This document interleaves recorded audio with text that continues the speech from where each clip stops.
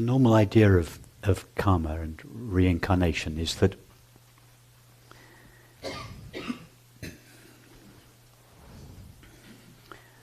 first of all, time is the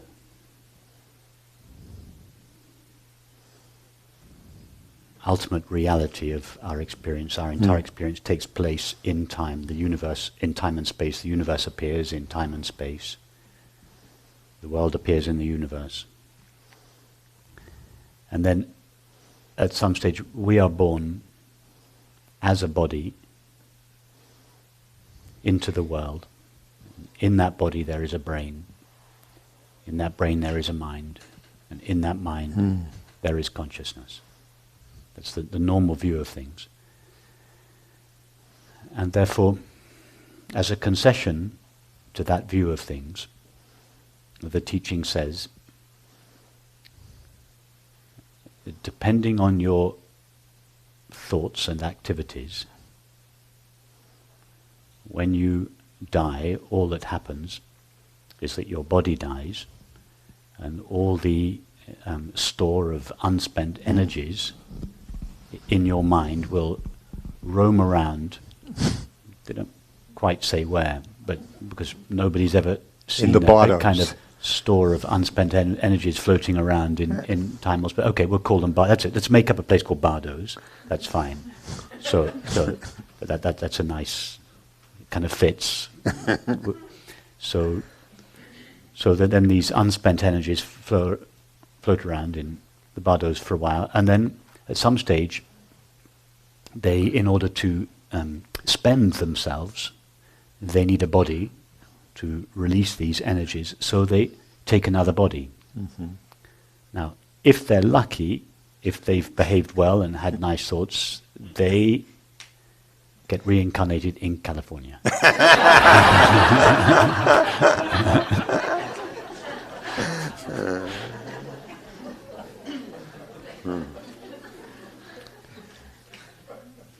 If they're not so lucky, it's...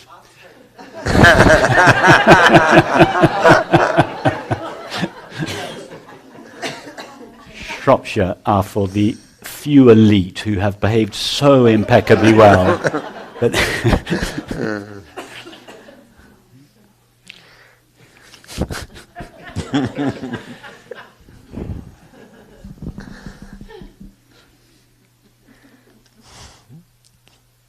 and then, okay, it's bad luck, they spend their time in Shropshire, they do their best to improve themselves, they have nice thoughts and do nice deeds, they die, their store of unspent energies is not quite as large as it was, and it has been to a certain extent purified of all the nasty bits, so there's more chance next time they'll get born, maybe not in California, but nearby, Sedona or somewhere like that. Maui or so.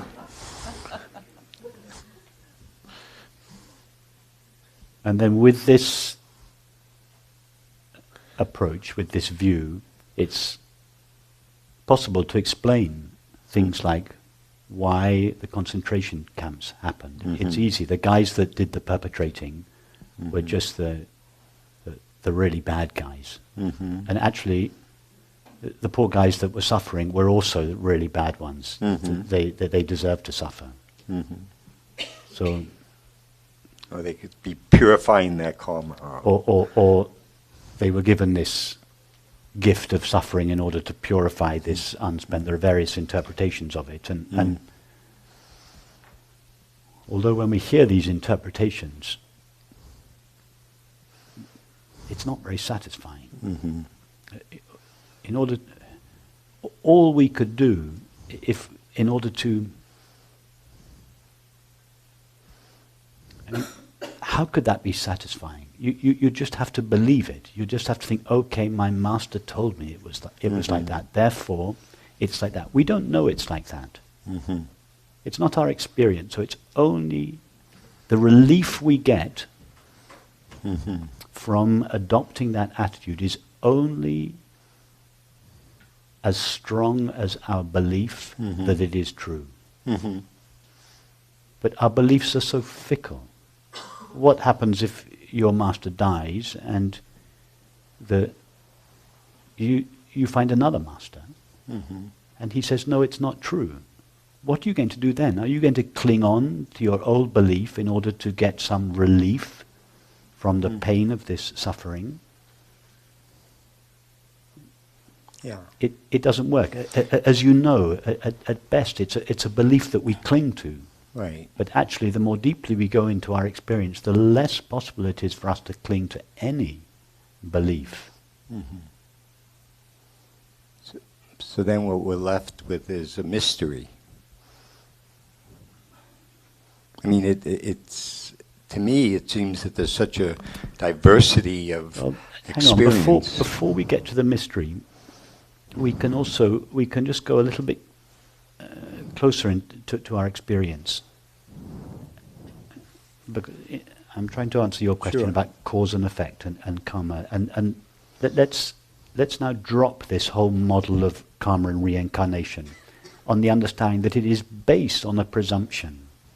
It is a concession to the belief that I, the body, was born into the world and the world exists in time and space. It's a theory of reincarnation that is in line with that belief. I believe now, that. Here, we don't have that view of experience. Our experience is not first there is time and space, then there is a universe, then there is a world, then there is a body, then there is a mind. Then there is a brain, then there is a mind, and then there is consciousness. That is not our experience. Our experience is first there is consciousness. And consciousness, if we can talk about it, imagine it as a space like consciousness. Consciousness, like time and space in the previous model, is the biggest element of experience. And inside consciousness is mind. And inside the mind is matter. In other words, the body and the world from this point of view, and this point of view is just the point of view of experience. It's not theory. It's closer to it's not a perfect model, but it's a model that is much closer to our experience. First there is consciousness. Consciousness modulates. It is the substance of consciousness itself that takes the shape of mind. And I mean mind in the broadest sense of the term, thinking, sensing, and perceiving. And it is only thought, in the form of thinking, that conceptualizes separate objects made out of stuff called matter. So from this point of view, objects, the world, the body, are the smallest element of experience. Mind is bigger than the world, and consciousness is bigger than mind. So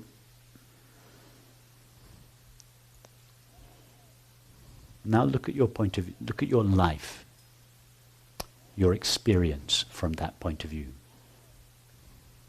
First there is consciousness. And think of it in terms of the three states of deep sleep, dreaming, and waking. Remember, we had these three elements: consciousness, mind, matter. In the conventional point of view, it's matter, mind, consciousness. Now, from the conventional point of view, the point of view that says there is matter, mind, consciousness, the waking state is considered to be the most real state. Yeah? And the waking state corresponds to matter, because the waking state is made out of stuff called objects. So the biggest state, the primary state, is the waking state. When we fall asleep, we go out of the waking state and we lose contact with matter. It's just made out of mind. And in deep sleep, which is considered to be from the conventional point of view, the most unreal of all our experiences. The waking state is the most real. Dreams is pretty unreal, and deep sleep is completely unreal. There's nothing there. This corresponds to this tiny little spark of consciousness in the middle of the mind. Now, from the point of view of our experience, it's the other way round. Consciousness is the biggest world. Inside that, mind takes place. Inside that, the body and the world take place. So consciousness corresponds to deep sleep. Mm-hmm. Yes? Yes. Deep sleep is the most real state. Yeah? Because it's just pure consciousness. Now, from this point of view, deep sleep doesn't come to an end when the dream state begins. It's that deep sleep itself, pure consciousness, vibrates within itself and takes the shape of mind and appears as the dream state. Yes, so pure consciousness takes the shape of mind, thinking, sensing and perceiving. That is just mind. That corresponds to the dream state, which takes place in deep sleep, not after deep sleep. You haven't gone from one state to another state. You have remained pure consciousness. Pure consciousness by itself corresponds to deep sleep. Consciousness starts vibrating within itself. It begins to take form, thinking, sensing and perceiving, and appears as the dream. And then in the form of thought, it conceptualizes separate objects. And those separate objects become the waking state. Mm-hmm. So from that point of view, the waking state is the most unreal state. In other words, the state in which we think there are separate objects made out of matter, known by a separate subject, made out of stuff called mind, is the least real state. Mm-hmm. Mm-hmm. And this is why it says in the Bhagavad Gita, what for the sage, for the sage, the waking state is, I'm paraphrasing now, what is the waking state for the ignorant is sleep for the sage. Mm. And what is sleep for the ignorant is waking or daytime for the sage. Mm-hmm. The sage means pure consciousness. So, with this completely new model of our experience, which is simply a model that is based on what we actually experience, now think of, again, of cause and effect. Yeah, well, cause and effect. Think of how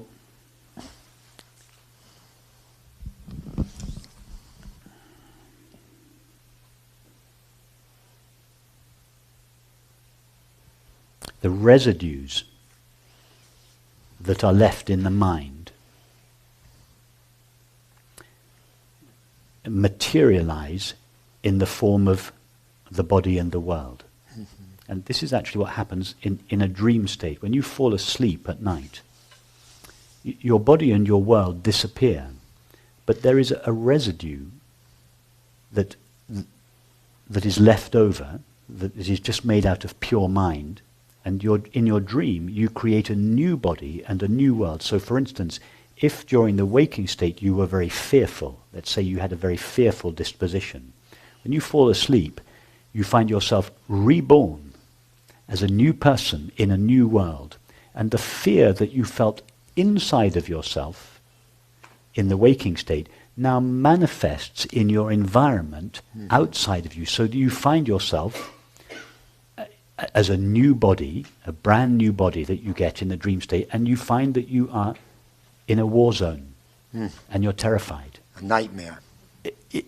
But the fear that you felt on the inside in the waking state has materialized as your environment in the dream state, and you then identify with a body.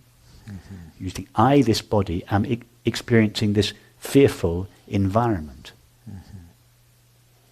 But it's actually the fear that was inside you in the waking state that has manifested as a threatening situation in your environment.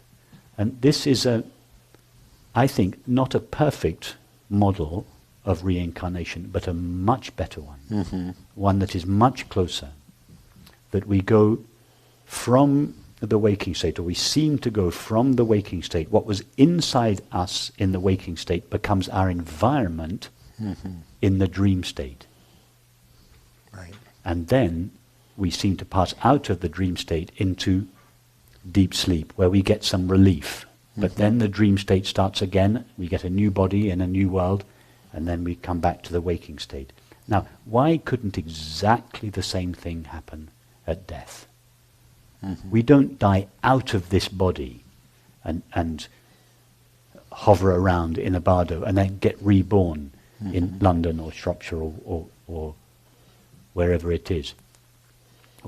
Why couldn't it be that we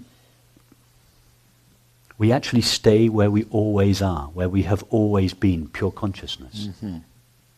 That we take the shape of mind, thought abstracts a body and a world. When that body and world dies, when thought, in other words, when thought ceases to abstract a body and a world, that's the death of the body, mind continues. We don't go anywhere because we are this dimensionless consciousness in which this mind is taking place and in which the body and the world previously took place. Now, the body has disappeared with its world, but mind continues. That's what the Tibetans call the bardo. And then at some stage, thought conceptualizes and a new body and a new world from this pure mind experiences, and then we find ourselves in another world. But that world takes place it's always been in us. The whole thing has happened in us. Yeah. I don't know how clear a description that is. That's kind of it's hard to explain. It's an alternative model that challenges me. Sorry? It's an alternative model that I've never Well, it's an alternative model. It's not a perfect model. No models are perfect, but it's one that is based on our experience and is consistent with our experience. At least it's consistent with our experience now. And also, we are using a hint. And the hint is the 3 states. And do you think it's just a coincidence that there happen to be 3 states? A waking state made out of objects, a waking state consisting of objects made out of matter, a dream state consisting of mind, and deep sleep consisting of just being, just consciousness. Is that just a coincidence? Matter, mind, consciousness. We rehearse this every single day of our lives. There's such a clue there as to the nature of reality. It's a clue that we rehearse this death process every single day. Well, what I see you're doing is you're making deep sleep central and the waking state. Yes, exactly. I'm saying that deep sleep is the most real experience, and the waking state, it's not that the waking state is unreal. All experience is equally real, but it's the way thought conceptualizes the waking state to consist of objects made out of matter moving around in time and space. That is the least real. Right. So I'm completely turning experience upside down and basing it on our experience, which is that consciousness is primary. Right. So mind is secondary, matter is tertiary. The conventional view is that matter is primary, mind is a byproduct of matter, secondary, and consciousness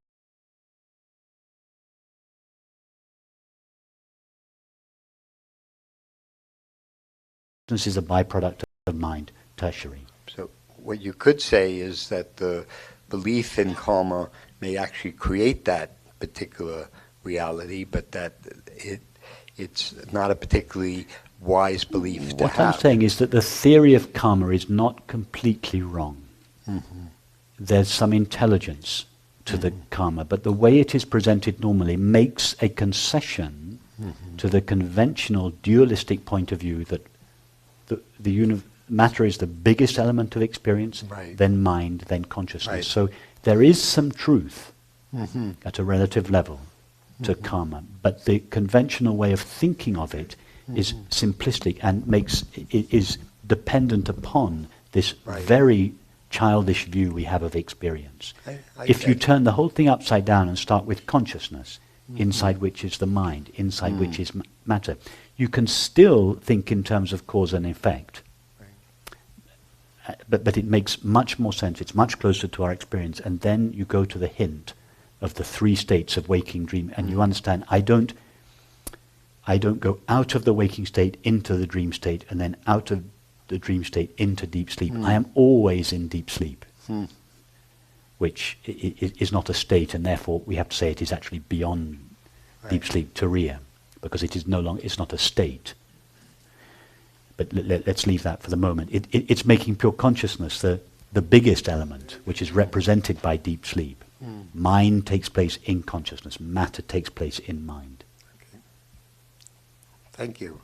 I appreciate the effort you put into your answer. It's not something that is easy to describe, and it's a little challenging to. Yes, well, I appreciate you taking up the challenge.